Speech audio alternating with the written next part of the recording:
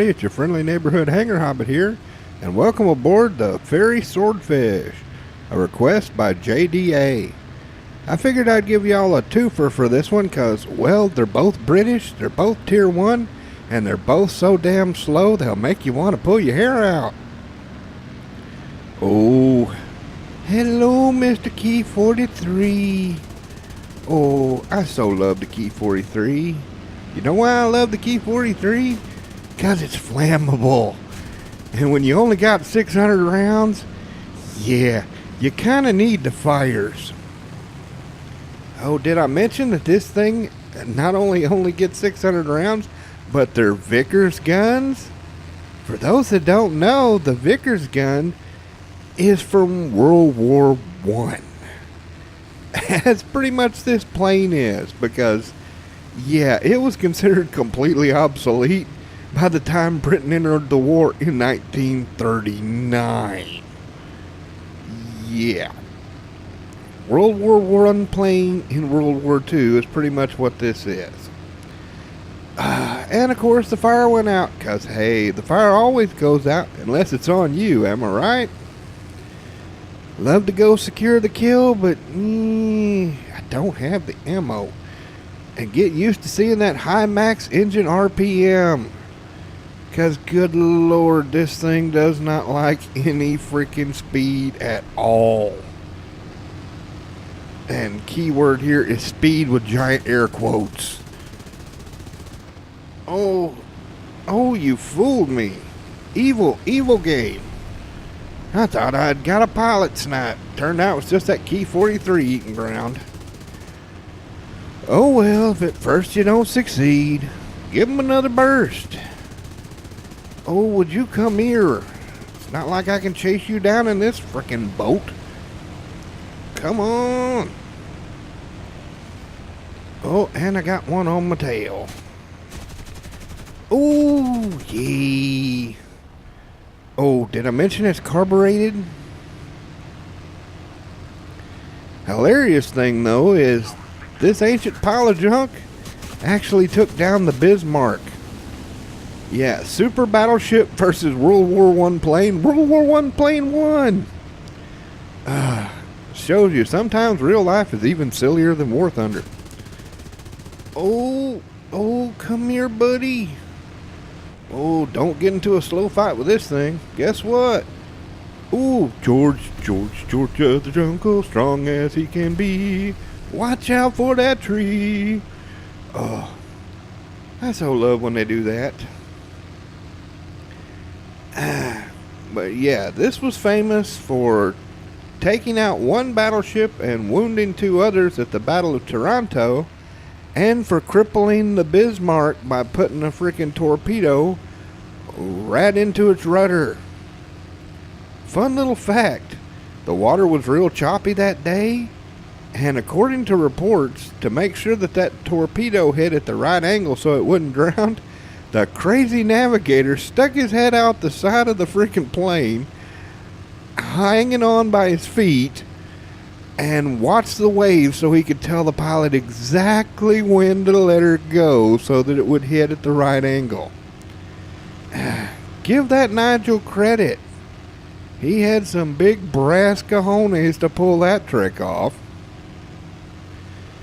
But yeah, pretty much by the start of the war, this thing was a joke even then.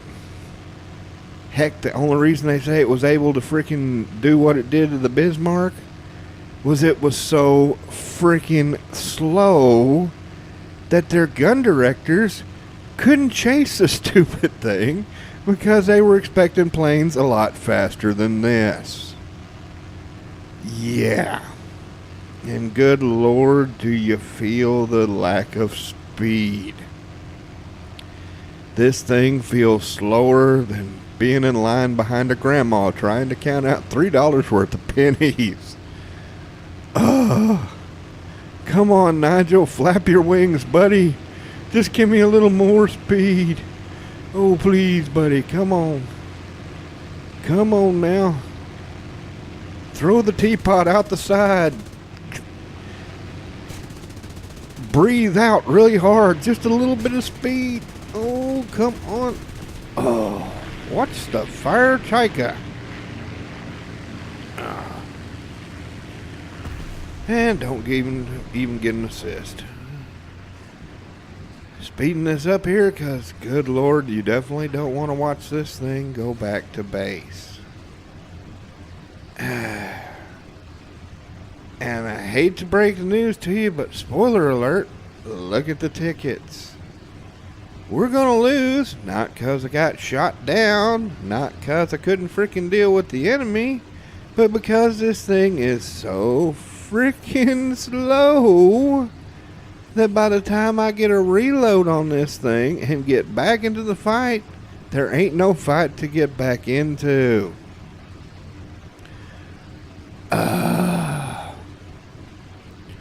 See, that's why I figured I would join these two sub requests together. They're both tier 1, they're both British, and good Lord, are they both slow.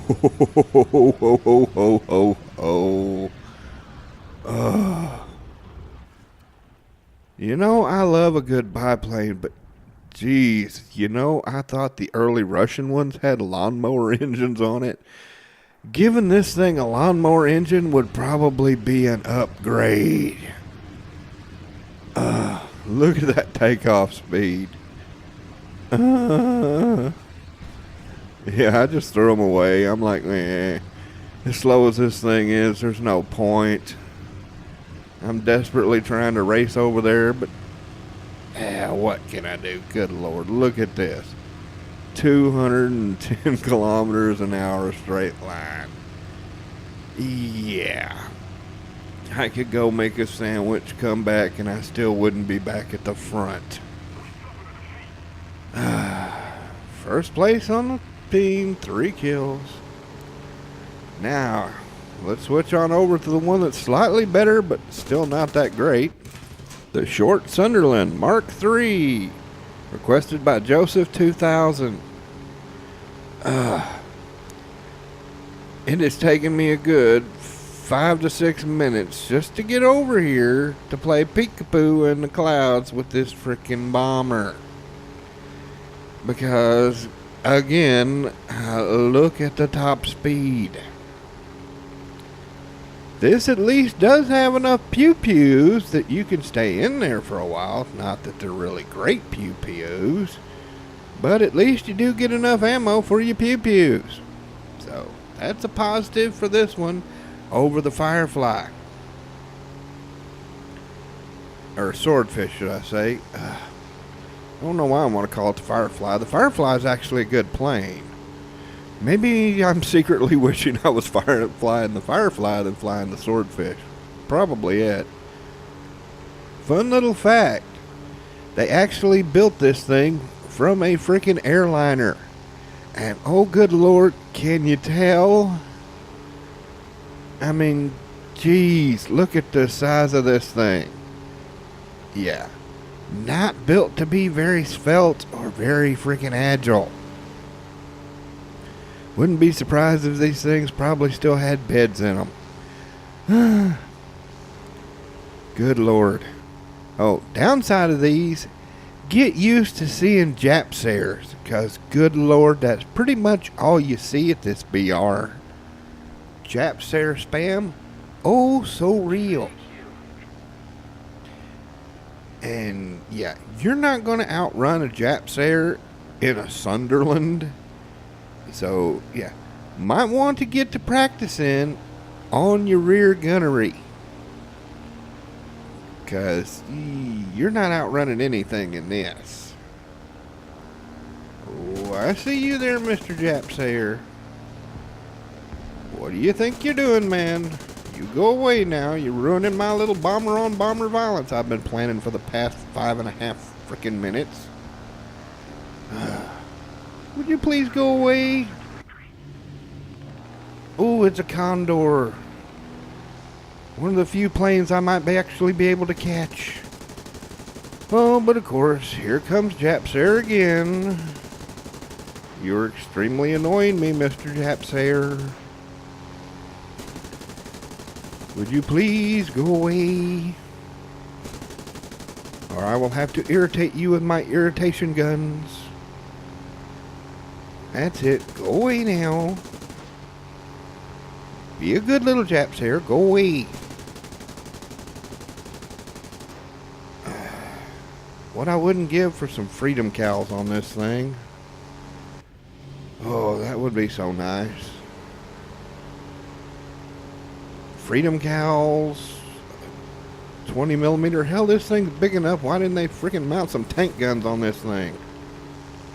And guess what? Here he comes again. Would you please go away? Thank you. Irritant. Ruining my bomber on bomber violence. One thing you'll find with the Sunderland though, over the freaking string bag,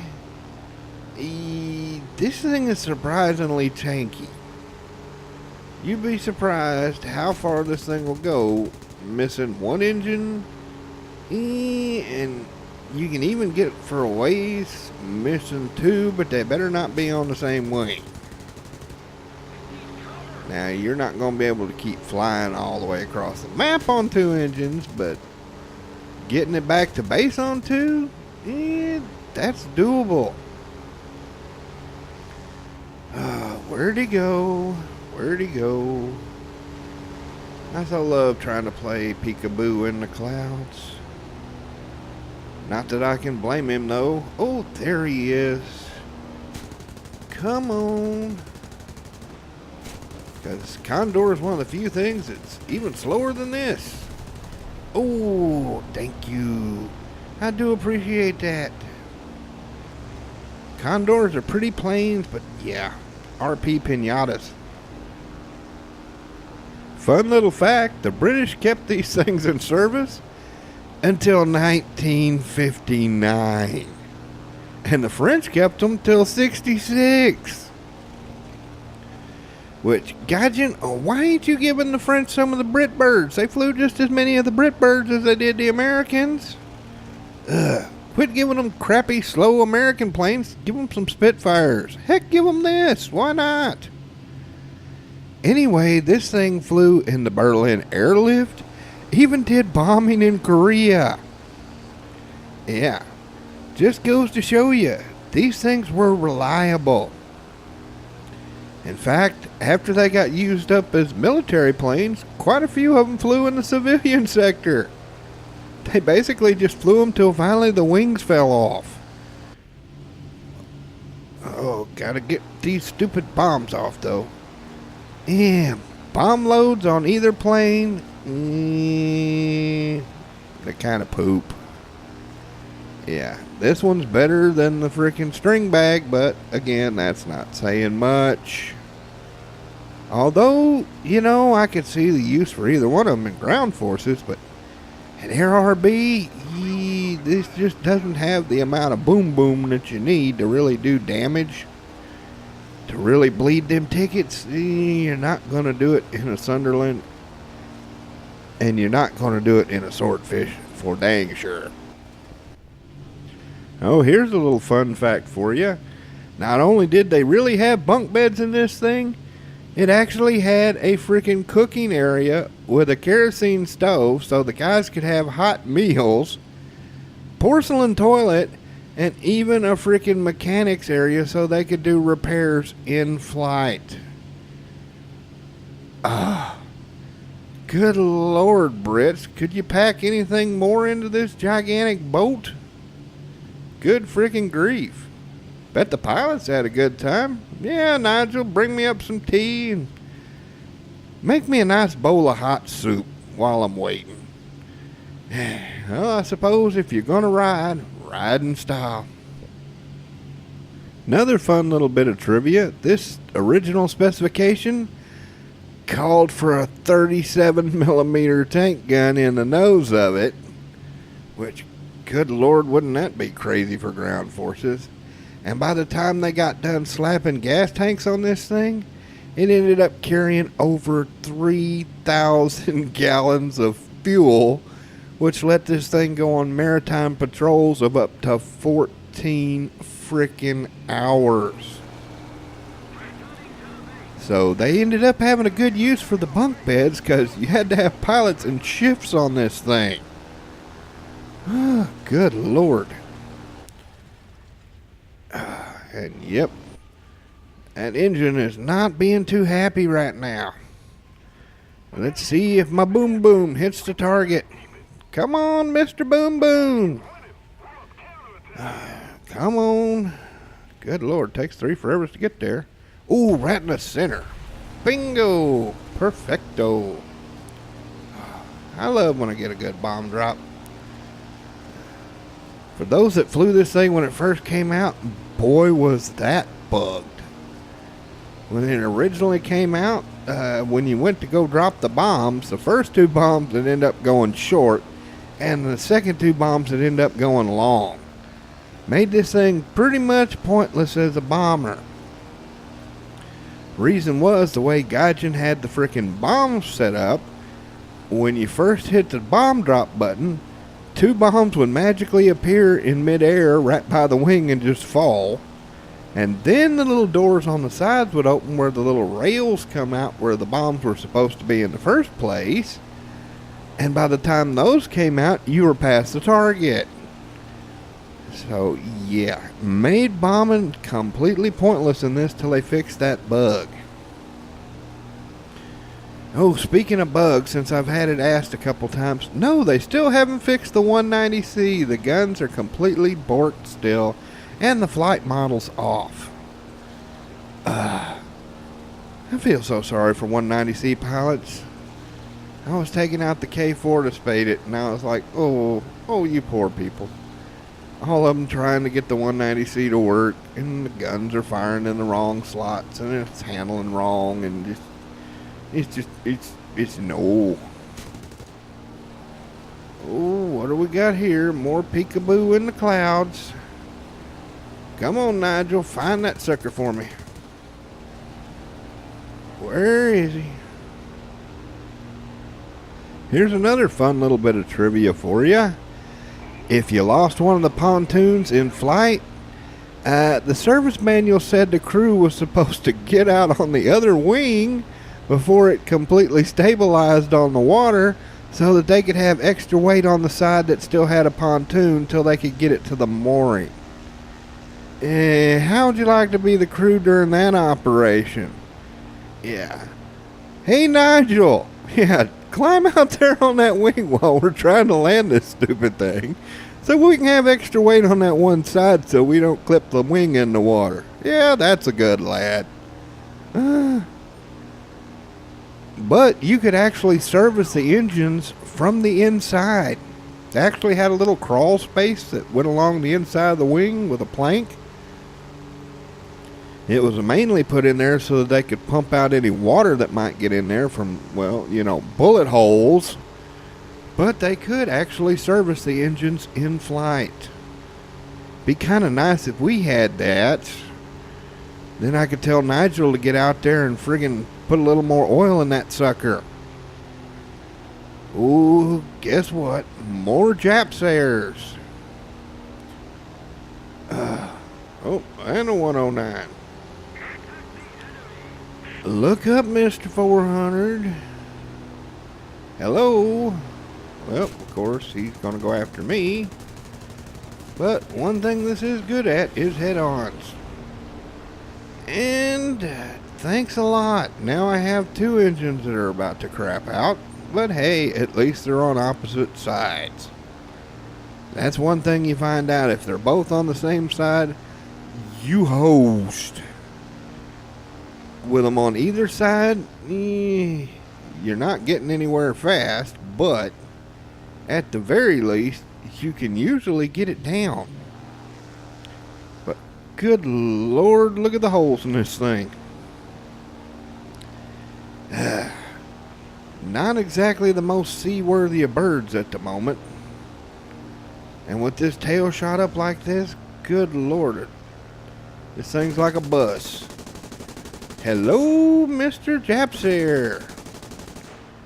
Smell an easy kill, don't you, buddy?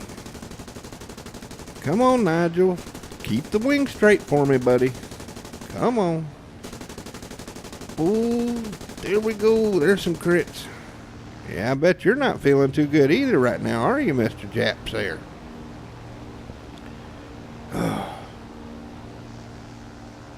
Oh, you gonna come back? Nope. Check and see how many gunners I got left. I'm running out of Nigels. Oh, thank you. I do appreciate that. Now, one thing you'll find is once you've taken a decent amount of wing damage, while you yourself can fly it pretty good, you better not get on them rear guns for very long. Because the Nigel in the cockpit, not exactly good at keeping it level. Found that out the hard way when I was sitting there wailing on a 109, and then suddenly I was like, why is the ground in where the sky should be? Because Nigel had just flipped over the plane, and needless to say, by the time I tried to flip that sucker back, yeah, this thing doesn't do barrel rolls very well. And if you think this thing handles like a bus when it's not damaged, look at the struggle I'm having trying to keep this thing going the way I want it to go. With only 2 engines, this thing ain't got no power. I mean, no power. Nice thing about these birds, though, on maps like this where there's a carrier, you can get repaired at the carrier. I'm going to speed this up a bit because, as you can see, trying to get this thing down on 2 motors. Oh, thank you. I do appreciate that. But as you can see, just trying to keep this thing level with 2 engines is not easy. I'm having to fight this thing hard. And there ain't no way I'm going to be able to whip this sucker around to get on that landing strip. Not a chance in hell. But, positive about being in a flying boat, there's a carrier right over there. And what a lot of people don't know is, if you're in a plane that's got floats, you can just slide up next to the carrier and get a repair. Which is what I'm about to do. If I can get this thing to get over there with only 2 engines, this thing's kind of fat. Trying to get this much weight over there without slamming into the carrier, definitely not easy. I'm having to ease it up, lower it down, speed it up, lower it down, because it ain't like I got brakes on this sucker. Come on, Mr. Carrier. Spot me now. Come on. Oh, I stopped just a hair too short, and look at this. I got those 2 engines just wound up, and I'm doing what? 10 kilometers an hour? Come on, you big old Bertha. You can do it. Come on, just a little more.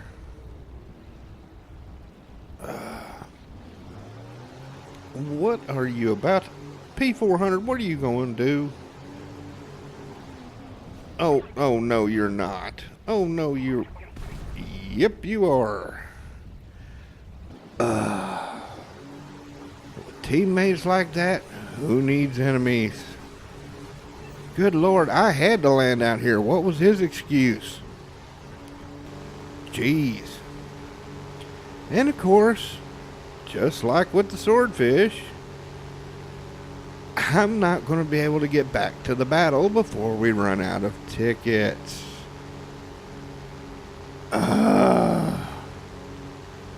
See, this is what frustrates you in the really slow planes. You end up losing not because it's your fault, but because you simply can't frickin' get there in time. Ugh. Having to tell the Yak Attack, don't expect me anytime soon. Yeah, 'cause I've got this thing maxed out, and look at the top speed. Good Lord, I feel like I could walk faster. Yeah. getting this heavy sucker off of freaking water and getting it into the air, yeah, you're not going to get any altitude, and you're definitely not going to get any speed. Come on, Nigel. Give this thing the gas. Oh. This thing needs some rocket motors mounted to it. Something. Give it a little more speed. Good Lord, I could go make a freaking pizza come back and still wouldn't be there. Come on, just a little more speed. In a way, they both remind me of the early Stuka. The Stuka has the exact same problem. You get one run, and that's it.